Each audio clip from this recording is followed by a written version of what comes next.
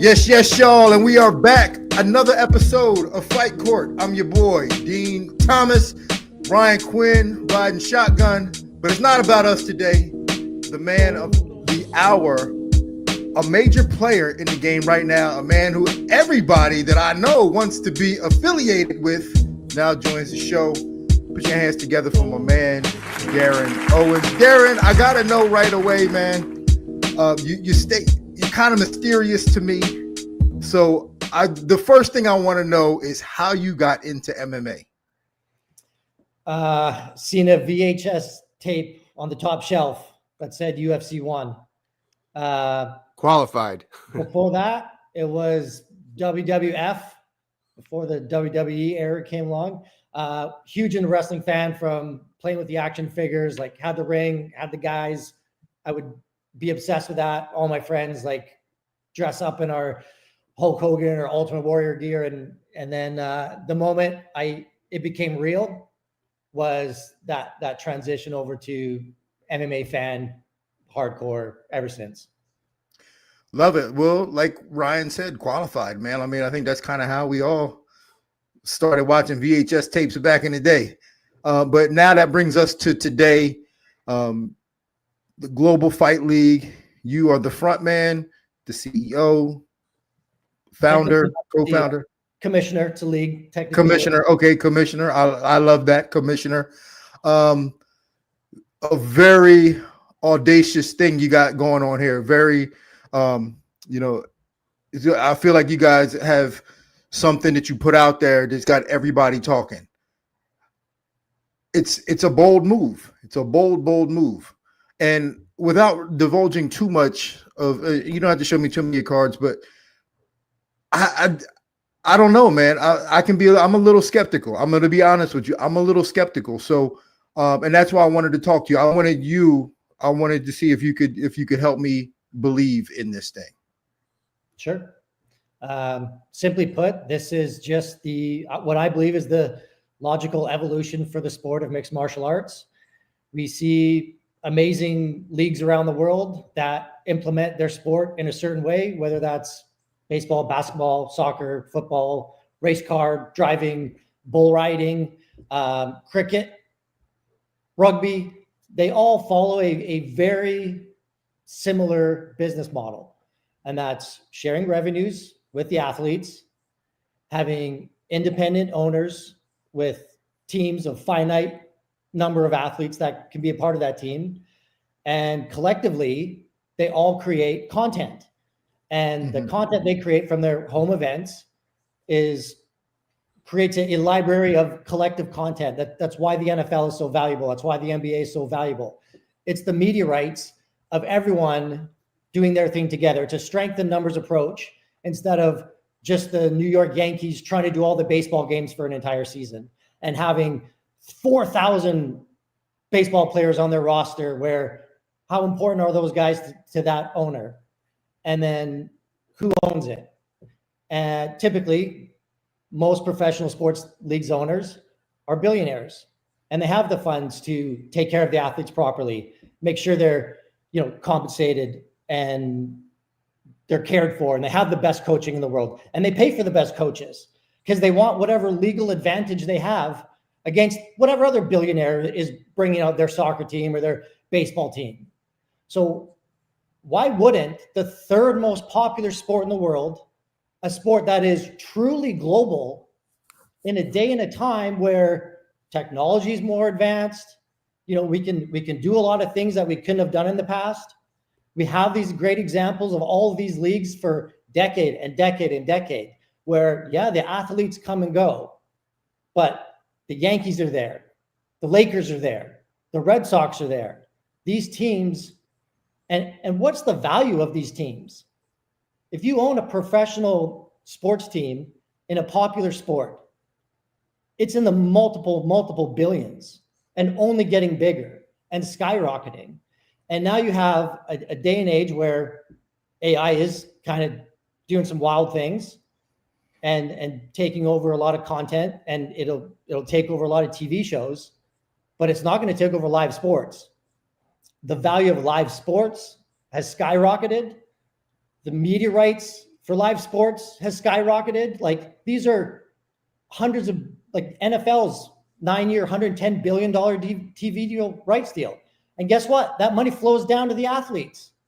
They get paid. They're taken care of. They're not flying on economy and paying for their cornermen to come to their fight. Like, let's level this sport up. Like, this is the necessary evolution for the sport of MMA. Like, time to catch up to the rest of the world. And this is just hey, we know this wheel works because it works in every other sport around the world. So let's just apply this model that works for everybody to a sport. It's the fastest growing in the world. It's the most exciting sport in the world. And for these billionaires who are going to own these teams, what's more cool than I'm going to walk out with my team of trained assassins to come fight your team of trained assassins? Like, this is modern day gladiator type of stuff. This is where this goes. Darren, oh, sorry, I didn't mean to cut you off. Oh, no, that's it. Go ahead. Oh, okay. So, yeah, I understand there's risk because this is such a new model. I mean, it's been something similar has been done with the IFL. However, I understand too. When I heard your interview with Ariel Helwani, I loved how you said a couple things. First, you said that you were going to launch this in 2021, then things weren't right, and you didn't pull the trigger. You know, you didn't get overzealous, and you waited till it was right, and you feel that's now. Also, I loved how you said you didn't say I have a sponsor. You said I have an investor. I'm like, all right, they did it right. There's some real money behind this, not somebody that's going to show up for one show and leave.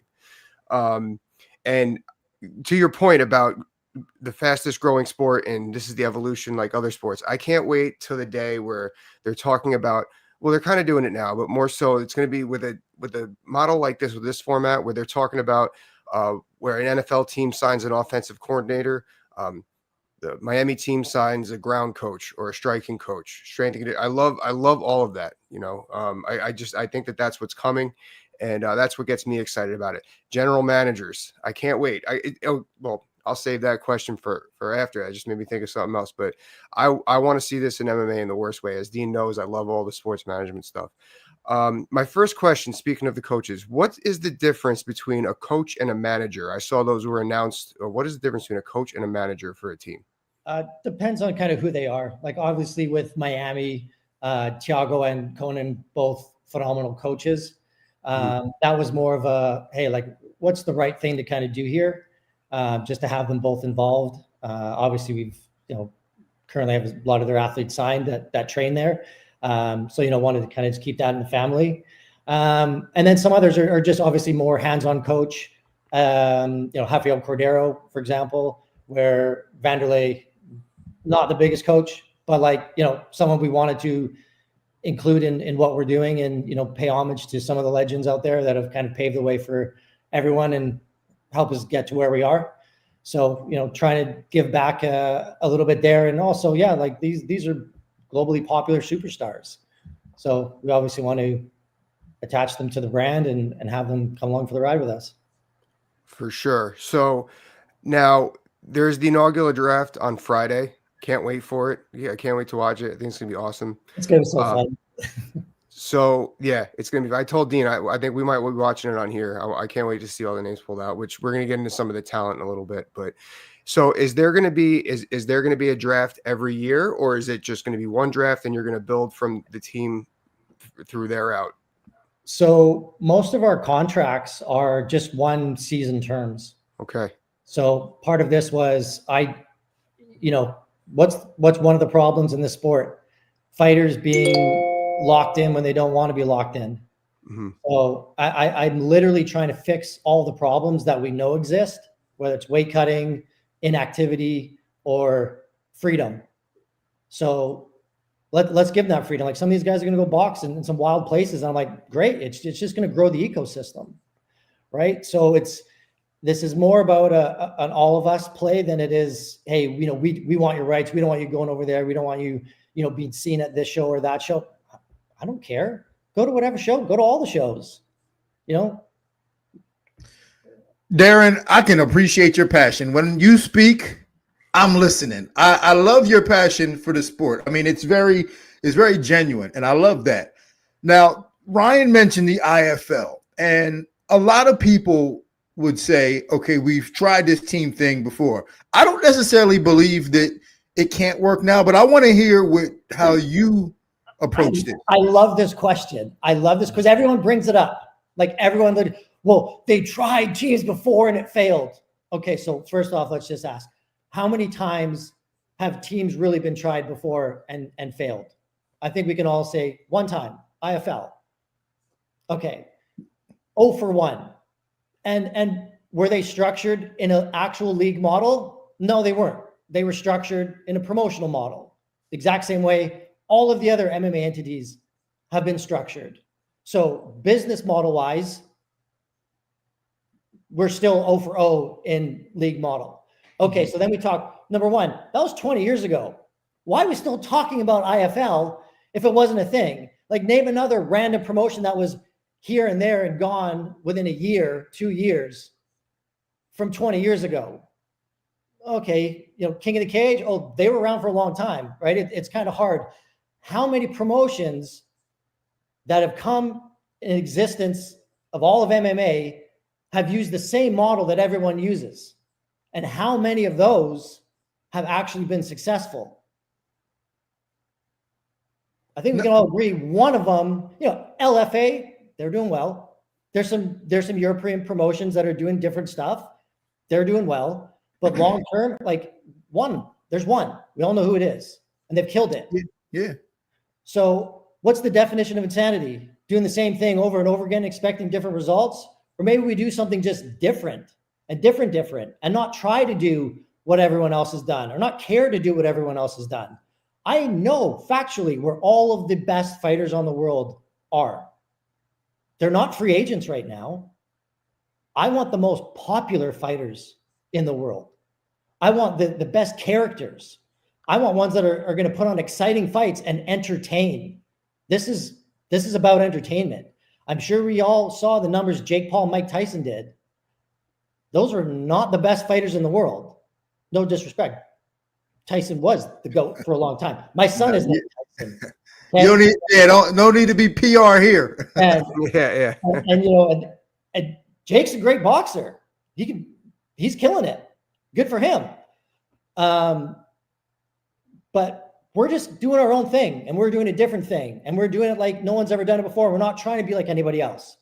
I want to have shorter time between fights, more elaborate entrances.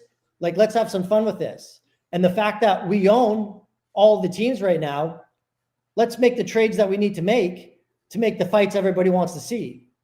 So this isn't you're stuck in this format of this and that. And no, that's extra. Hey, I don't watch a football game to look at the stats and the standings at the end of it. I watch a football game because I love watching football, number one. But number two, well, I'm a diehard 49er fan. So I cheer for my team, which will bring that element into it as well. But it's the different sports and the love for that. But betting lines, all of a sudden now we have over-unders. We have total points for, points against. We have betting on the season, bet on the teams. So we just create more different ways for fans to interact. Fantasy MMA, we can actually do that properly where that makes sense. So it's not the individual person, the individual team. We bring in that team aspect of it. Dude, we got dope logos. We got super dope team names. Can't wait. We all know the number one driver in sports fandom is cheering for your favorite team. There are no teams in this sport. And the fact that we can go anywhere, we can go global anywhere because it makes sense to go global anywhere for this sport. That's what's happening. Yeah, I'll tell you, I love it. I mean, it's remarkable what you're saying. And that's what I tell people too. When everybody says, oh man, we tried this with the IFL, I was like, dude, that was a long time ago. And timing is everything. The timing certainly wasn't right for that. And maybe they didn't even do things the right way. So I believe in your opportunity here and to do something different. Now talking about the fight, like an event itself. So each team has a representative. Men and women on the same team. Right. Men and women sharing from the same revenue pool. That's never been done. In all sports, that's never been done. Right. So And talking about an event, how many fights do you intend to have per event? If there's what all the weight classes, are you just having just those weight classes and then maybe a couple extra fights, or is there going to be 2 fights in each weight class? No, so how that works is first the roster, right? 6 teams, 10 weight categories, 7 men's weight categories, 3 women's weight categories. Each team has 2 fighters. So there's teammates at each weight category. So a total roster is 20 fighters, 14 men, 6 women. And if they get injured, they go in injury reserve. We sign a free agent. They take their place for as long as they take their place for. Once fighters ready to get back in, they take their spot back. So essentially each team has teammates at each of the 10 weight categories. Now, each event is one of those teammates from each of those weight categories fights another team from one of the weight categories. So it's 10 fights per event. Okay. So if it's London versus Dubai, it'll be a heavyweight, a middleweight, a featherweight. So every fight now you have number one, emotional investment to cheer for your team. So it's, I'm a Miami fan. I'm from Florida. Let's beat Dubai's ass.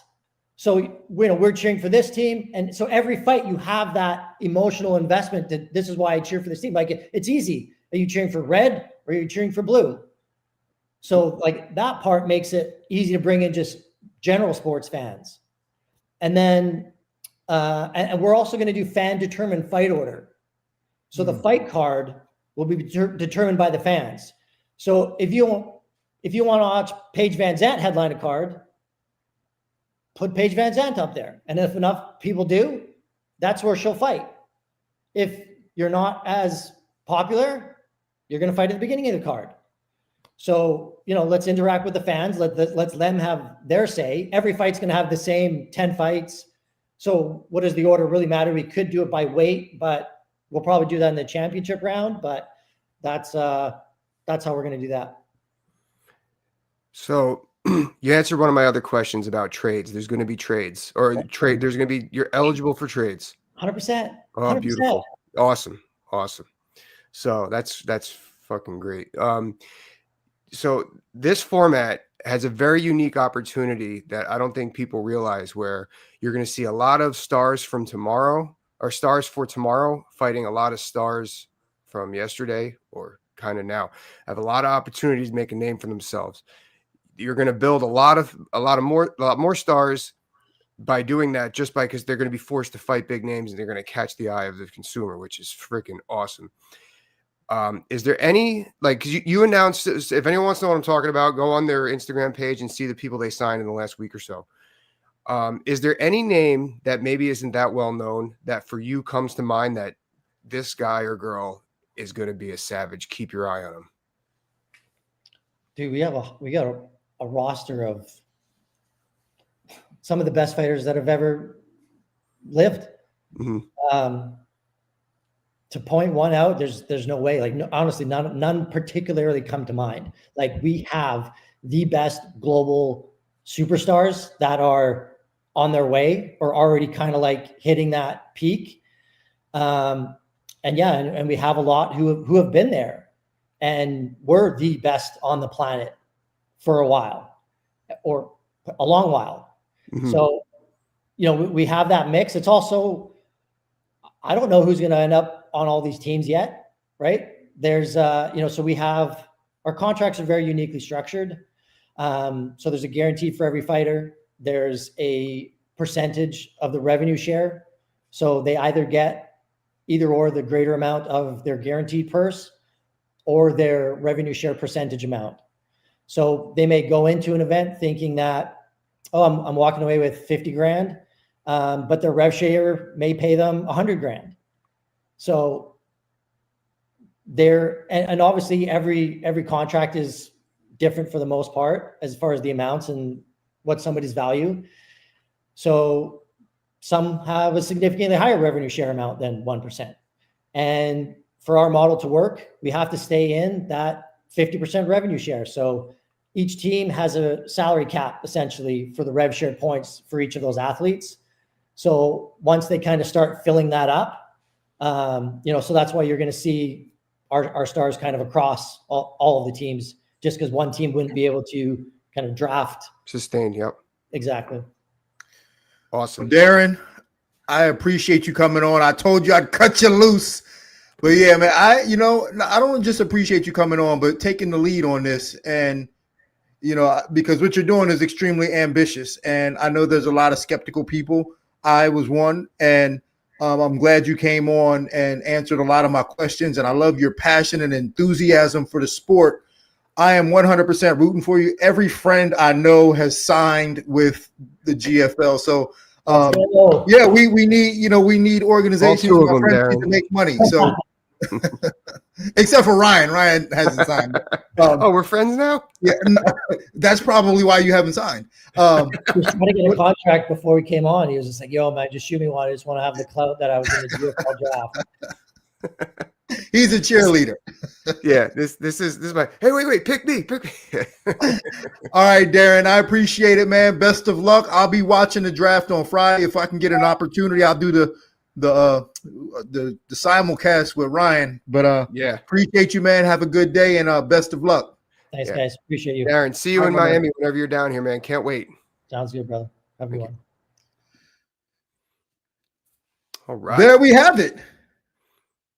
Darren Owens, commissioner of the GFL, came in and shot his shot. I've never not been rooting for them. Of course not. It's never been about. You're not rooting. It's never been about wanting them to fail. Mm-hmm. I want them to succeed. Him coming on speaks a lot about his confidence in the company to do well. Because, some guys, they just want to hide and then see what happens. And if it doesn't work, they never really came out and said anything. So his confidence to come on a show and speak his piece so passionately and eloquently, how he's done, how he just did is great. So I'm rooting for him. Still not 100% if it's going to work, right? Like no one knows, and just because he spoke so passionately doesn't mean that it's going to work. So I still have my doubts, but I'm rooting for him even more. Well, Dean, we've seen tenfold the amount of promotions or leagues come into this game and fail to the ones that succeeded. So it's I like what he's got going. I think that he could do it right. I think that they could do it right, and I'm rooting for it. I'm looking forward to more. Like I want to know more too. Like what's the activity of the fighters? Do they have to fight a certain amount of times to be playoff eligible? Whatever the case. But I think that it sounds like he's got it. He's got it unlocked, and I'm looking forward to it. Oh yeah. All right. Well, looking forward. Now we look behind. We look back. We look back at the weekend, and we have a little bit of time. Not a lot of time. I don't want to take up too much. Yeah, we got time. Our fans love us. Okay, our fans. I've heard somebody say our show needs to be longer. I was like, man, have you tried talking to Ryan? I don't. Yeah. I was like, it's hard talking to this dude for 30 minutes. After 10 minutes talking, I'm looking at my phone. You think you're so funny, and you're not. I know. Like this is annoying. All right, so UFC 311 over the weekend. I was live in attendance. It was an amazing show. An amazing spectacle, an amazing production. The fights delivered. So my man Andreas Hale, he works for ESPN, and after the fights, he grades each fight on a grading system. I didn't know that. Yeah, he grade Andreas. Well, I have him on the show one of these days, but he grades fights, and the gradings of these fights, man, the remarks. They were high. Like there was only a couple of fights that were like, okay, there was a couple of fights where okay, that was a dud.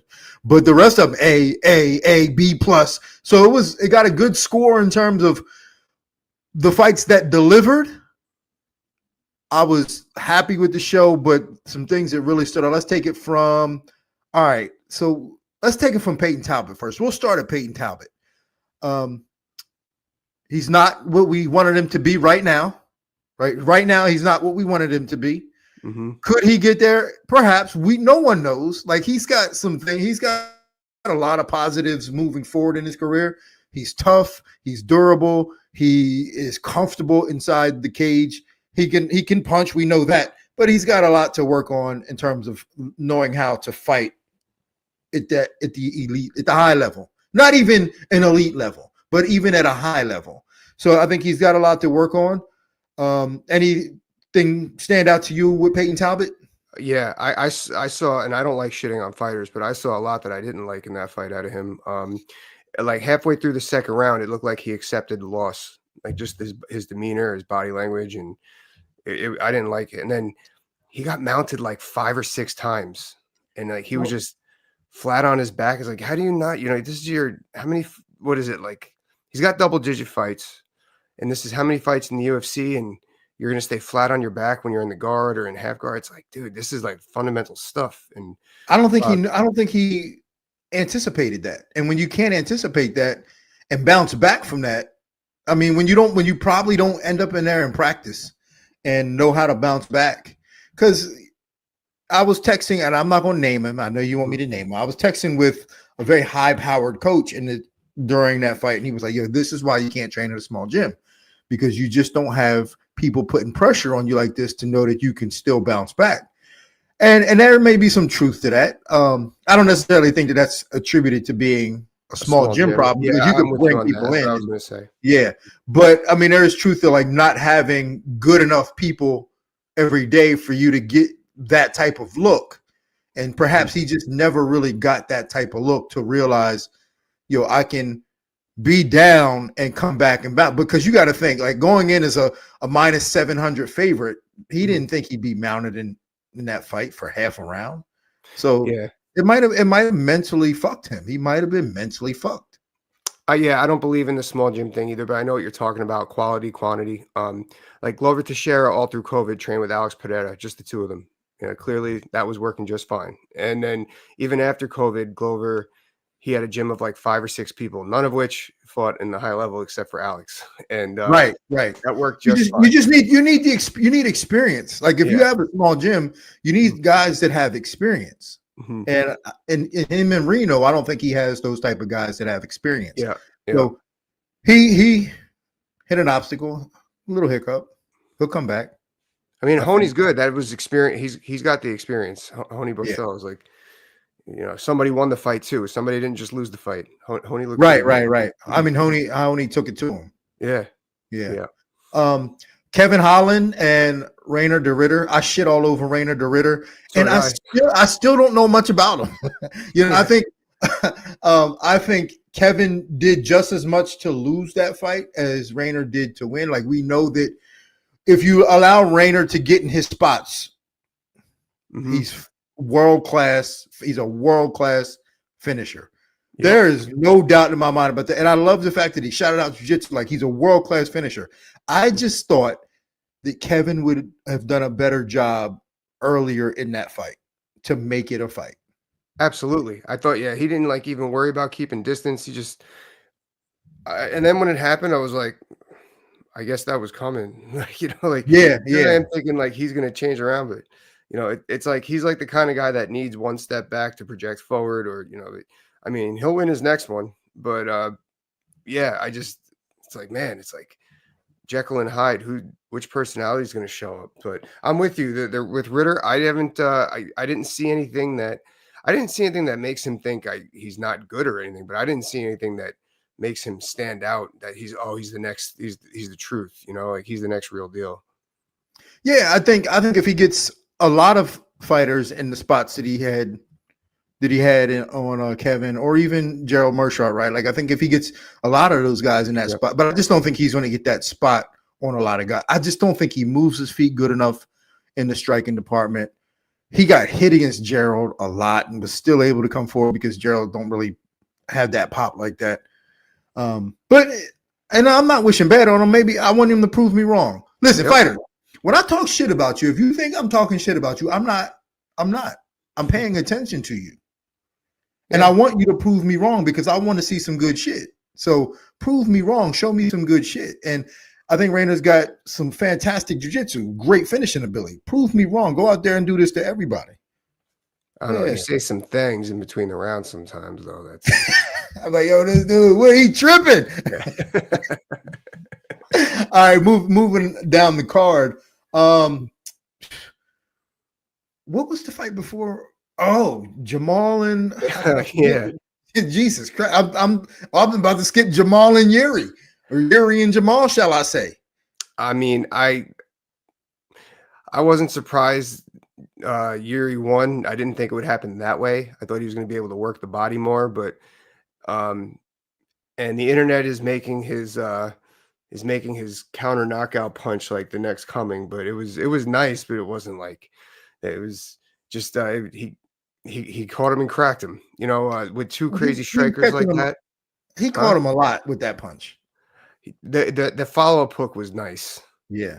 The follow-up hook was nice, but I mean, no, okay, I don't mean to show it that bad, but like I just didn't think he was going to win that way. I thought he was going to beat up Jamal in the body, if anything, land some kicks and knees, and then eventually crack him up. But yeah, Jamal was just a little bit behind. It was just like he just couldn't gauge the 1-2. He couldn't fight in the box, and and man. Hats off to Yuri, because his hands were low. Like I was saying, my friends were texting me like, "Why are his hands so low?" I'm like, first rule of boxing: always protect the nipples and the belly button. And they didn't know I was joking at first, but his hands were low, and he kept that distance and his head movement. That's right, his head movement was. You move your head better when your hands are lower. I'm sorry. Yeah, you do. It's true. It helps with your balance to be able to go side to side, up and down. Mm-hmm. And that honestly, and it's weird because no one could have predicted Yuri to come out and look that good, because he's never looked that good. His head movement has never been that sharp. And when you have that many fights, your room for improvement it can be high, but you never really see people actualize that. Yep. You never really see people get that much better after they've had so many fights. And the fact that he did, Jamal just had to be the guinea pig on this. He had to be the one that had to suffer from the improvements that Yuri made, and I talked to Jamal's coach afterwards in the hotel. He was like, yo, honestly, we didn't expect him to be that good and hard to hit. Like, we know he's kind of wild, but we didn't expect him to be that hard to hit. We didn't expect him to slip and rip the way he did. Like, those were all new tricks. And when you watch Yuri fight, you can go back to all of his fights, and he's never done that before. And now he decides to do it. You know what I'm saying? Like, now you decide to do this. Jamal couldn't have been ready for that.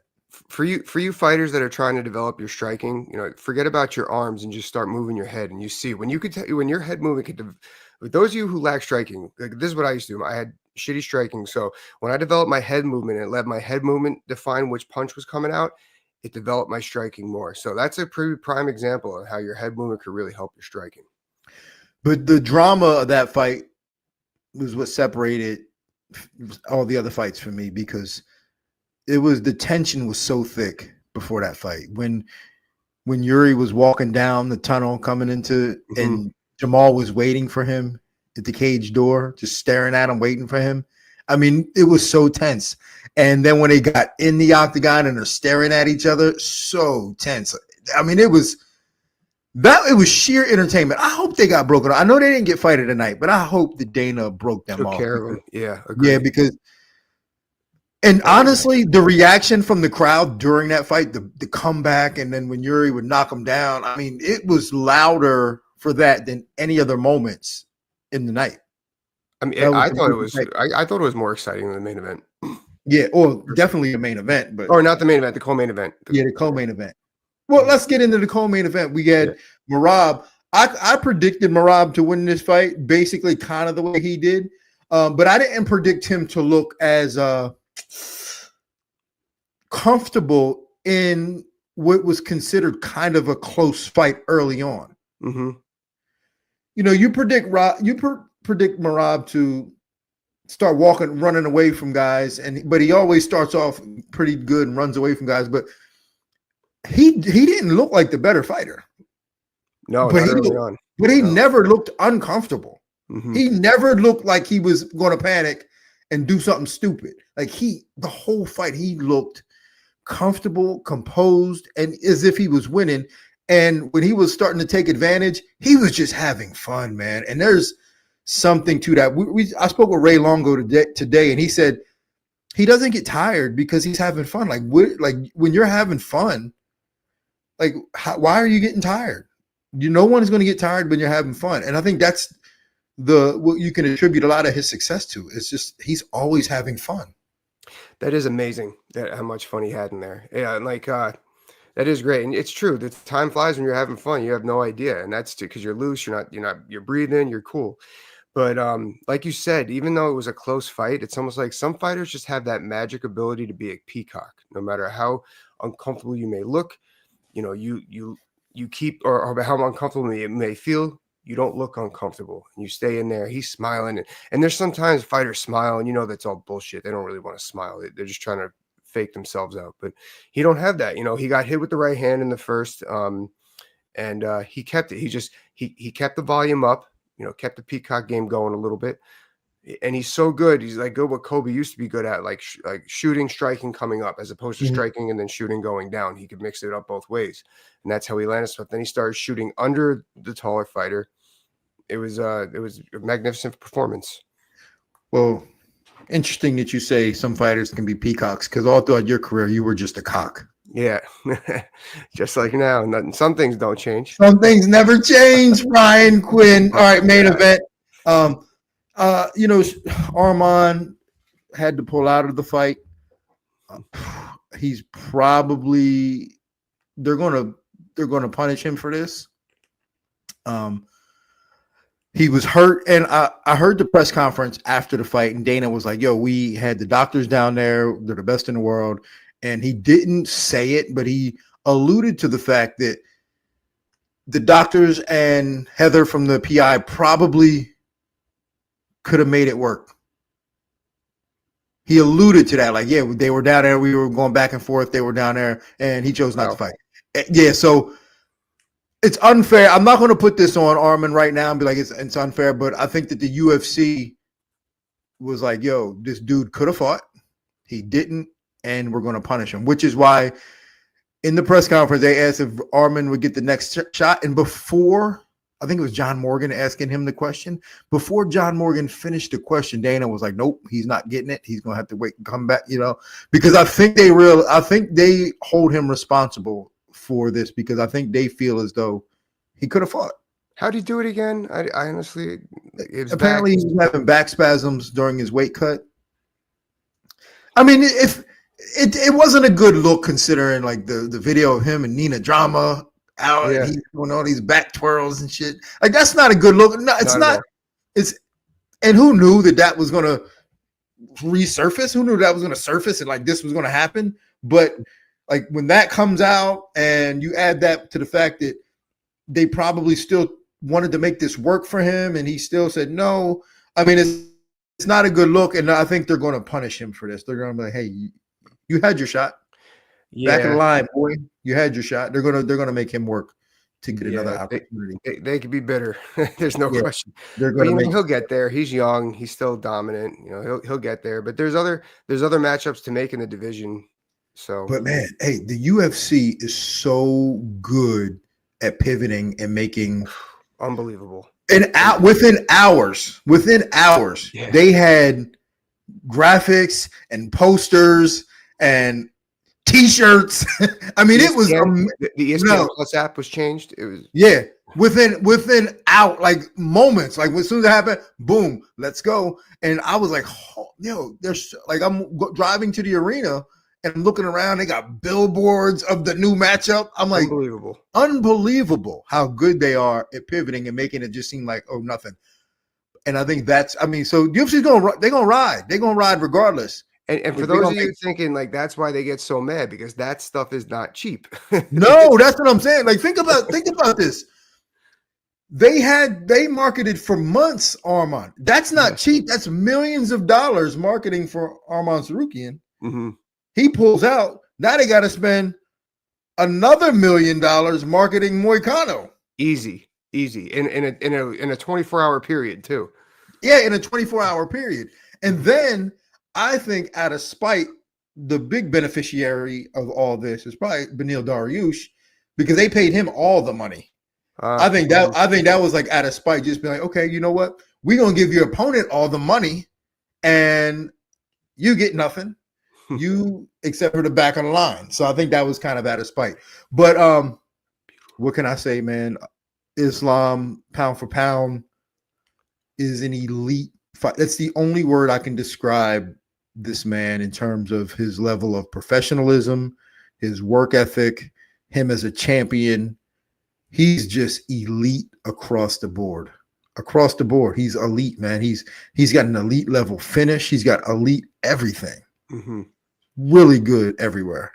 Man, everything he did in that fight, the short fight that it was, but it wasn't anything crazy and flashy. It was just fundamentals that he executed to a T against a very, very high-level world-class fighter. Whether that was months of training or just jiu-jitsu practice, he's executing that. And there's something to be said about that. You know, it's confidence. You know, that shot he hit, he gets in on a nice good bite on Moicano's leg, immediately knows which direction he wants to go, knows how to immediately put Moicano off balance, and then gets him to the floor. And as soon as he got to the floor, like Moicano's face said, oh, fuck. You know what I'm saying? Like he looked like he was like, damn, I didn't want this early. Dude, those Russians are a different kind of strong. I know you know what I'm talking about. Like it's like a rock with arms. Just it can't even put a it's scary. They're so strong. When they're on top of you and they're dry, forget it. Well, I mean, it really speaks to their work ethic. And the video came out last week with Habib talking about sacrifice. You know, like, what are you willing to sacrifice? Oh, you want to be with your family? That's okay. You be with your family, but you're gonna be a good family man. That doesn't mean you're not gonna be a good fighter, right? Yeah. Like it really comes down to that. Like you can't have it all. Like you can't, as much as we want to have it all, you can't have it all. You got to choose. And if you want to be elite like those dudes, dude. So I've read this article. It said, with Khabib talk about they had a rough night on Saturday. Like imagine how good you have to be of a team to where you lose the only fight you lost that night. Like the main event, first round submission. The first fight, Tagir Ulanbekov dominated Clayton Carpenter. The only fight they lost 3 rounds to 2 to the world champion who hasn't lost in 12 fights. And he considered that a rough night. I tell you what, that team needs to be in the GFL. They need that team in the GFL. Actually, no, let's keep them away because keep them away. I got some friends coaching in the GFL. He said he considered that a rough night. They had one loss that they just dropped around on, and he's like, rough night. Rough night? Are you kidding me? I would have, dude. We've been on trips before, both of us. We've been on trips before where we lost every goddamn fight and had to ride back in the car. Yeah, with these scrub motherfuckers in the back, like, man, y'all made me drive all the way out here for that. Yeah. Oh man, I remember when I was coaching the amateurs, we went 0-3. I was like, actually, more than one night, but one night sticks out. Yeah, we know how it is to have a rough night. Yeah. That's not a rough night. Yeah. I'll take that night all day. For real. Well, all right. Something you said. Well, my time limit with you is up. I can't look at you 1 second more. No, it's really, I can't. Your breath stinks. I smell it from here. I got to get out of here. It's late. I got work in the morning. All right, my man. So, as always, appreciate you. We'll do it again next week. We'll top it up next week. So if you enjoyed the show, make sure you hit like, share, subscribe, comment, let us know what you think.